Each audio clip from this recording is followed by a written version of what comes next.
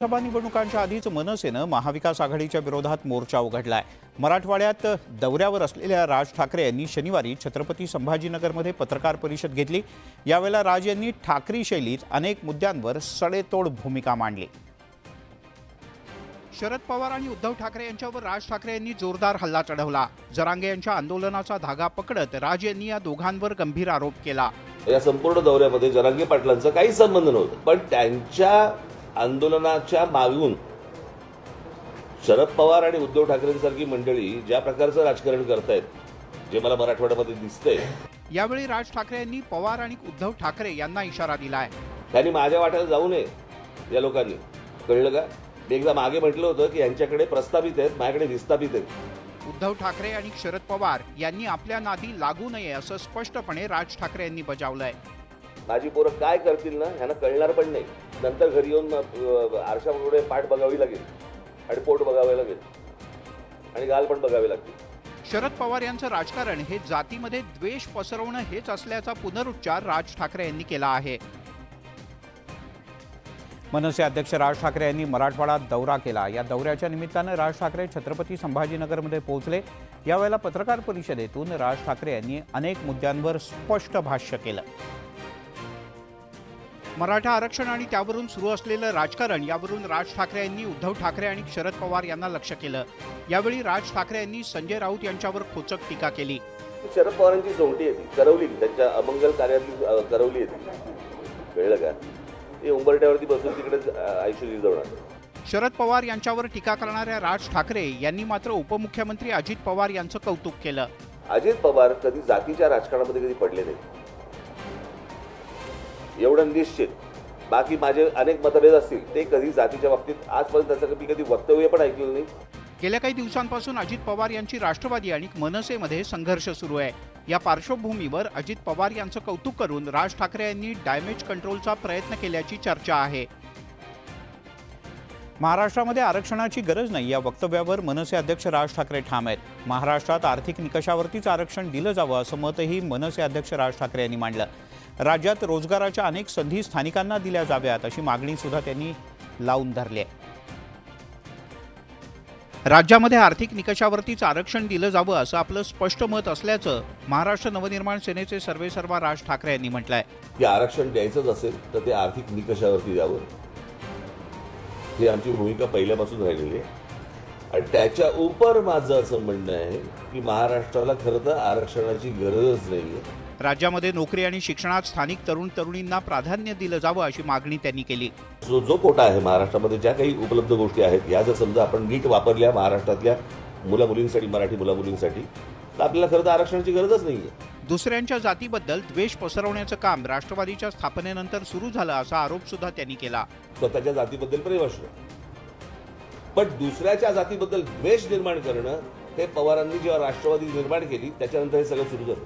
काही लोकांना राजकीय पोळ्या भाजायचे, त्यामुळे समाजात विष कालवलं जात असल्याचा गंभीर आरोप राज ठाकरे यांनी केला आहे। विधानसभा निवडणुकांच्या तयारीसाठी मनसे अध्यक्ष सध्या मराठवाड्याच्या दौऱ्यावर आहेत। महाराष्ट्रात आरक्षणाची गरज नाही अशी भूमिका राज ठाकरे यांनी मांडली आणि त्यामुळे मराठा संघटना राज ठाकरे यांच्या विरोधात आक्रमक झाल्या। धाराशिव आणि नांदेडमध्ये राज ठाकरे यांना मराठा संघटनांच्या विरोधाला सामोरं जावं लागलं। असाच काहीसा प्रकार शुक्रवारी बीडमध्ये झाला। राज ठाकरे बीडमध्ये दाखल होताच त्यांचं जोरदार स्वागत करण्यात आलं। मात्र काही वेळानंतर ठाकरे गटाच्या कार्यकर्त्यांनी राज ठाकरे यांचा ताफा अडवण्याचा प्रयत्न केला। यावेळी रस्त्यावर सुपाऱ्या फेकत सुपारीबाद चले जाव अशा घोषणा देण्यात आल्या। यावेळी मनसैनिक आणि ठाकरे गटाचे कार्यकर्ते आमने सामने आले। यावरून मनसेनंही ठाकरे गटाला प्रत्युत्तर दिलाय। मात्र संजय राऊत यांनी या आंदोलनाशी आपला संबंध नसल्याचा दावा केलाय। त्या आंदोलनाचा शिवसेनेचा पक्ष म्हणून संबंध नाही असं म्हणत नाही की त्यात आमचे कार्यकर्ते नसावेत, 100% असते, पण ते आंदोलन पक्षाचं नव्हतं किंवा ती पक्षाची भूमिका नव्हती। शुक्रवारी झालेल्या आंदोलनामुळे विधानसभेच्या तोंडावर ठाकरे गट आणि मनसेमध्ये जुंपल्याचं दिसतंय। मनसे अध्यक्ष राज ठाकरे महाराष्ट्राच्या दौऱ्यावर होते। या दौऱ्यात त्यांनी आरक्षणाच्या बद्दल केलेल्या वक्तव्याच्या विरोधात धाराशिव आणि नांदेडमध्ये मराठा समाजाच्या कार्यकर्त्यांनी राज ठाकरे यांच्या विरोधात आंदोलनं केली। मराठा समाजाच्या कार्यकर्त्यांनी धाराशिव आणि नांदेडमध्ये राज ठाकरे यांच्या विरोधात आंदोलन केलं होतं। आपलं आंदोलन सुरू नाही, त्यामुळे कोणत्याही नेत्याला अडवू नका असं आवाहन मनोज जरांगे पाटील यांनी केलंय। मुंबईत मराठ्यांची किती ताकद आहे हे दाखवून देऊ असं सूचक वक्तव्य सुद्धा त्यांनी केलं। यावर राज ठाकरे यांनी आपली प्रतिक्रिया दिली आहे। मराठ्यांनी हलवायचं ठरवलं, जाब विचारायचं जर ठरवलं तर मुंबईत जाऊन मराठा यांच्या गचुऱ्या धरून जाब विचारू शकतो, इतकी क्षमता मराठ्याची। आणि ते तुम्हाला दिसत आता बऱ्याच जणाला मराठ्यांची ताकद कमी झाली का काय, मराठ्यांना पाठिंबा आहे का नाही काय, ते मुंबईत बी जात आहेत आणि तिथे बी ये मला तुला दाखवलं तुला मुंबईत सुद्धा किती मराठी गचुंडे हे त्यांचे शब्द आहेत का तुम्ही कोणी भरले? अच्छा, मग मी त्यांच्याशी भेटल्यावरती बोलीन त्यांच्याशी। दरम्यान बीडमध्ये आंदोलन करणारी माणसं जरांगे यांची नव्हती असंही राज ठाकरे यांनी म्हटलंय। जरांगे पाटील यांच्या आडून काही जणांचं राजकारण सुरू असल्याचा मुद्दा राज ठाकरे यांनी उपस्थित केला। मनोज जरांगे पाटील मराठा आरक्षणासाठी पश्चिम महाराष्ट्रात शांतता रॅली काढतायत। सोलापूर, सांगली, कोल्हापूर नंतर जरांगे पाटील शांतता रॅलीच्या माध्यमातून साताऱ्यात पोहोचले। साताऱ्यात सभेला संबोधित करत असताना मनोज जरांगे पाटील यांची तब्येत अचानक बिघडली। मनोज जरांगे पाटील यांची शांतता रॅली साताऱ्यात आली। या रॅलीच्या अंतर्गत साताऱ्यात मनोज जरांगे पाटील यांची जाहीर सभा आयोजित करण्यात आली होती। या सभेला मराठा समाजाची मोठी गर्दी होती। या सभेत मनोज जरांगे पाटील संबोधित करत होते। सभेला संबोधित करत असताना मनोज जरांगे पाटील यांना चक्कर आली। भाषण करत असताना जरांगे पाटील व्यासपीठावरतीच खालती बसले। त्यावेळी व्यासपीठावर असलेल्या त्यांच्या सहकाऱ्यांनी त्यांना आधार दिला। मनोज जरांगे पाटील यांना पाणी सुद्धा आणून देण्यात आलं। यावेळी जरांगे पाटील यांचा हात चांगलाच थरथरत होता। यानंतर मनोज जरांगे पाटील यांना त्यांच्या सहकाऱ्यांनी व्यासपीठावरून खाली आणलं। जरांगे यांचा मुक्काम सध्या जवळच्याच एका हॉटेलमध्ये असणार आहे। या ठिकाणी डॉक्टरांनी त्यांची वैद्यकीय तपासणी सुद्धा केली। नॉर्मल सायनस रिदम आहे, इंटरवल चांगला आहे, त्यांचा रक्तदाब थोडासा कमी बाजूला राहतो, डिहायड्रेशनचे भरपूर सायन्स आहेत त्यांच्यामध्ये। मनोज जरांगे पाटील यांचा मुक्काम असलेल्या हॉटेलच्या बाहेर मराठा समाजाच्या तरुणांनी मोठी गर्दी केली होती। मराठा आरक्षणाच्या मुद्द्यावरून गेल्या काही दिवसांपासून मनोज जरांगे आणि नारायण राणे कुटुंबीय आमनेसामने आले आहेत। मराठा आरक्षणावरून भाजप आणि भाजपच्या नेत्यांवर बोचरी टीका करत असलेल्या जरांगे यांना मराठवाड्यात येऊन उत्तर देण्याचा इशारा देण्यात आला होता। यानंतर जरांगे यांनी सुद्धा राणेंना उत्तर दिलंय। मात्र मनोज जरांगे यांनी पुन्हा एकदा नारायण राणे यांच्यावर टीका केल्यानंतर भाजपचे आमदार नितेश राणे आक्रमक झाले।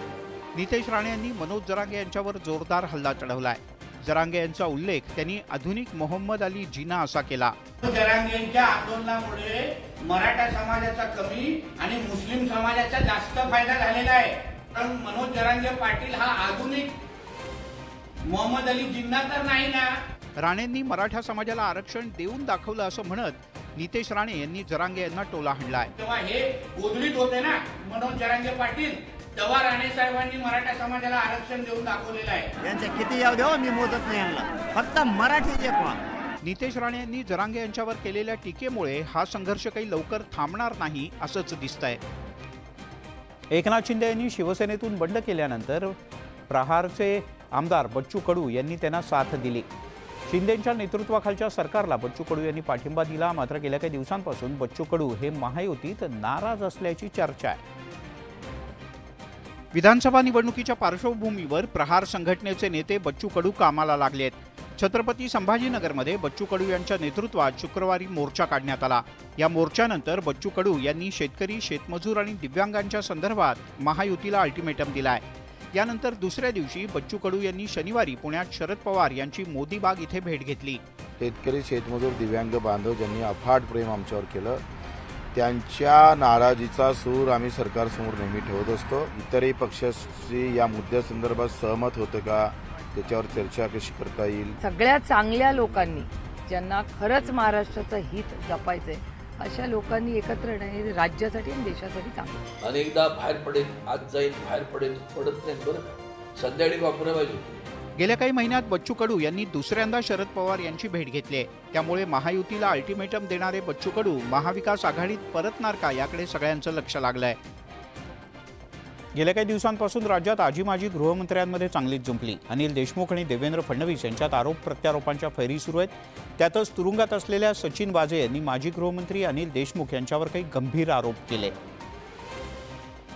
त्याचवेळी फडणवीस आणि परमबीर सिंह यांनी डील करून आपल्याला अडकवण्याचा प्रयत्न केला असा आरोप देशमुख यांनी केलाय। या आरोपांच्या नंतर माजी पोलीस आयुक्त परमबीर सिंह पहिल्यांदाच समोर आले।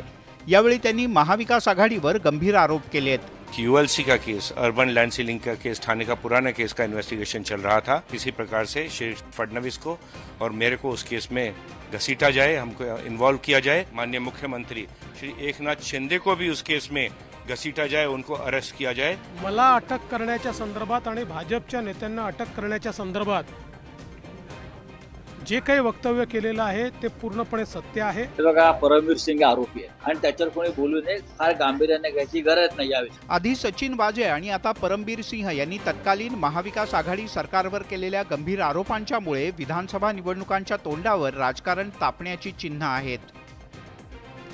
लोकसभा निवडणुकांसाठी मनसेनं पंतप्रधान पदासाठी नरेंद्र मोदी यांना पाठिंबा दिला। त्यामुळे राज्यात सत्ताधारी महायुतीला बिनशर्त पाठिंबा देण्याचा निर्णय राज ठाकरे यांच्या मनसेनं घेतला। लोकसभेसाठी राज ठाकरे यांनी महायुतीच्या उमेदवारांच्या प्रचारासाठी काही सभा सुद्धा घेतल्या। राज ठाकरे यांनी सभा घेतलेल्या ठिकाणी महायुतीच्या उमेदवारांचा विजय झाला। त्यामुळे आगामी विधानसभा निवडणुकांमध्ये मनसे काय भूमिका घेणार याची उत्सुकता होती। मात्र मनसे विधानसभा निवडणुका स्वबळावर लढणार असल्याचं राज ठाकरे यांनी स्पष्ट केलं। राज ठाकरे यांच्या या भूमिकेनंतरही महायुतीचे नेते मनसे सोबत येईल असा विश्वास व्यक्त करतायत। या पार्श्वभूमीवर राज ठाकरे यांनी संभाजीनगरमध्ये एक सूचक विधान केलं। 3 लोकांची एक कंपनी आहे, त्यांचे स्टेक ठरलेले नाहीये, कुठून चौथा पार्टनर घेणार? राज ठाकरे यांच्या विधानामुळे मनसे महायुतीत सहभागी होण्याच्या शक्यता जवळपास मावळलेत का अशी चर्चा सुरू झाली आहे। माजी मुख्यमंत्री उद्धव ठाकरे यांनी नुकताच दिल्लीचा दौरा केला। या दौऱ्यात ठाकरेंनी इंडिया आघाडीच्या अनेक नेत्यांच्या भेटीगाठी घेतल्या। या दिल्ली वारीवरून सत्ताधारी महायुतीनं ठाकरेंची कोंडी करायला सुरुवात केली आहे। त्यातच उद्धव ठाकरे यांच्या ठाणे दौऱ्याच्या पार्श्वभूमीवर शिंदेंच्या शिवसेनेनं ठाण्यात बॅनरबाजी केली आहे। उद्धव ठाकरे हे शरद पवार आणि सोनिया गांधी यांच्या पायाखालती लोटांगण घालत असल्याचे बॅनर लावण्यात आलेत। या बॅनरवर घालीन लोटांगण वंदी न चरण असा मजकूर देखील लिहिण्यात आलाय। याच बॅनरवरून दोन्ही शिवसेनेत जुंपली आहे। दिल्ली दौरा हा लोटांगण दौरा होता। मला मुख्यमंत्री करा म्हणून कटोरा घेऊन हाती आले होते। काँग्रेसने काही त्यांना दाद दिली नाही। छत्रपती शिवाजी महाराज दिल्लीत गेले होते, ते का लोटांगण घालायला गेले होते का? महाराष्ट्राच्या मुख्यमंत्री पदावर ज्यांना बसवलेलं आहे सध्या, ते लोटांगण घालूनच बसवलेलं आहे ना। शिंदे गटानं लावलेले बॅनर ठाकरे गटानं मोठा गोंधळ करत काढून टाकले। शिंदे गटानं ठाकरे गटाला डिवचल्यानंतर उद्धव ठाकरे गटाच्या आक्रमक कार्यकर्त्यांनी थेट बॅनरच काढून टाकलेत। त्यावरून ठाण्यातलं राजकीय वातावरण तापलंय। नुकताच उद्धव ठाकरे यांचा दिल्ली दौरा झाला। विधानसभा निवडणुकांच्या पार्श्वभूमीवर ठाकरे यांनी दिल्लीत शरद पवार आणि काँग्रेसच्या नेत्यांची भेट घेतली। मात्र ठाकरे यांच्या याच दिल्ली वारीवरून राज्यातलं राजकारण तापलंय। उद्धव ठाकरे यांच्या दिल्ली दौऱ्यावर ठाण्याचे शिंदेचे खासदार नरेश म्हस्के यांनी बोचरी टीका केली। नवी दिल्लीत घोटाळेबाज व्यक्तींच्या सोबत संजय राऊत यांनी उद्धव ठाकरे यांची भेट घालून दिली असा मोठा आरोप म्हस्के यांनी केलाय। की जो माणूस दक्षिण आफ्रिकेसारख्या देशामध्ये करोडो रँडचा घोटाळा ज्यांनी केलेला आहे, अशा माणसाची बैठक उद्धव ठाकरे यांच्या समवेत संजय राऊत यांच्या घरी झालेली आहे। दिल्लीमध्ये भेट होण्याचं कारणही नरेश म्हस्के यांनी सांगितलं। येणारी निवडणुकीकरता लागणारा निवडणूक फंड आता मुंबईतनं कंटेनर येणं कदाचित बंद झालेलं आहे, पण दिल्लीतनं ही मायाजाळ गोळा करायची। या भेटीची सखोल चौकशी व्हावी अशी मागणी त्यांनी केली आहे। जर त्यांचे सीसीटीव्ही फुटेज बंद केले असतील तर रोडवरचे सीसीटीव्ही फुटेज पाठावे, गुप्ता बंधूंचे मोबाईल तपासावे। आमचा जो यशस्वी झालेला जो दिल्ली दौरा आहे, त्यामुळे या सर्व गोष्टी आणि हा दिशाहीन करण्याचा प्रयत्न होतो। शिंदेच्या शिवसेनेच्या आरोपामुळे नव्या वादाला तोंड फुटण्याची शक्यता आहे।